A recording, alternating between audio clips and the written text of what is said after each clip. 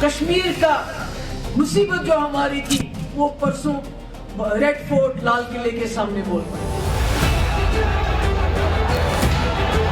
ऐसे ही लोगों के सह से आतंकवादियों का मनोबल बढ़ा हुआ था। इन डॉक्टरों को ऐसा क्या हुआ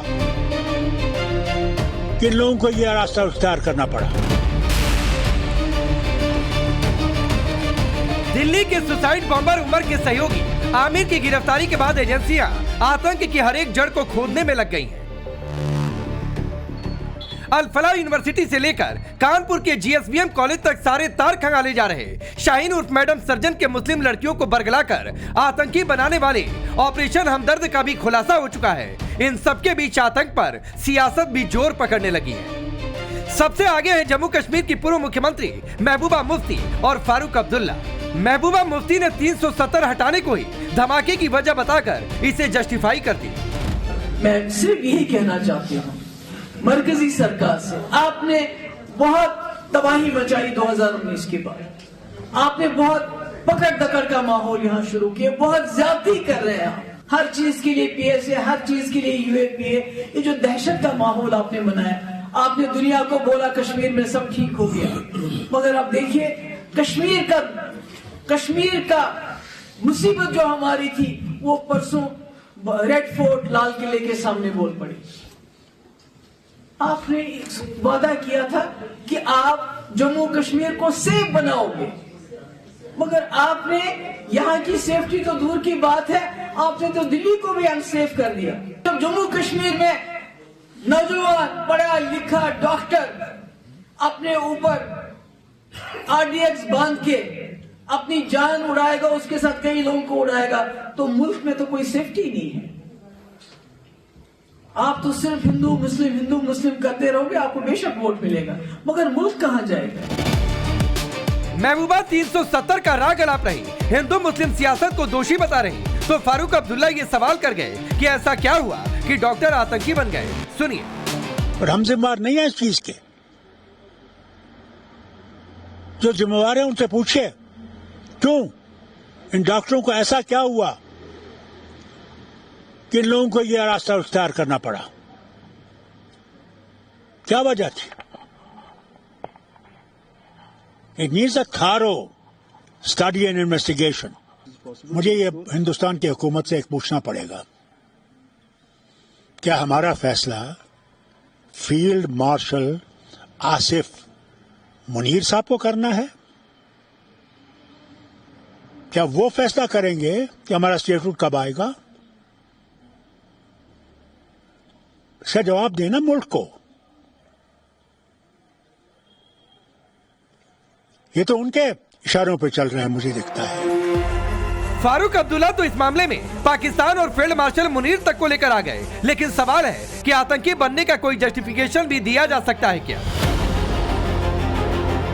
क्या ये महबूबा अब्दुल्ला की आतंक परस्त सियासत नहीं? क्या ये युवाओं को बरगलाने वाले वहाँ बैठे आतंकी आकाओं को कवर फायर नहीं? कांग्रेस की भाषा भी फारूक अब्दुल्ला से मैच कर रही। राशिद अलवी कह रहे सरकार सोचे कि आतंकी बनने वाले हालात कैसे बने। वो पढ़ा लिखा नौजवान जिसने एमबीबीएस किया है, जिसने एमडी किया है, जो आराम के साथ अपनी कोठी में रह सकता है, जो आराम के साथ अपनी परिवार में पूरी जिंदगी गुजार सकता है, वो आतंक का रास्ता क्यों अपना रहा है? किन हालात ने मजबूर कर दिया उसको कि वो बमों से खेलने लगे? वो जानता है कि इसका नतीजा मौत है, इसके बावजूद वो मौत को गले लगा रहा है, उस आतंकी रास्ते पर जा रहा है जिससे देश का भविष्य खतरे में पड़ जाता है। मोदी साहब, ये जिम्मेदारी आपकी है कि आप ये विचार करें कि ये हालात कैसे पैदा हो गए। दिल्ली धमाके के बाद आतंक परस्त सियासत ने जोर पकड़ी।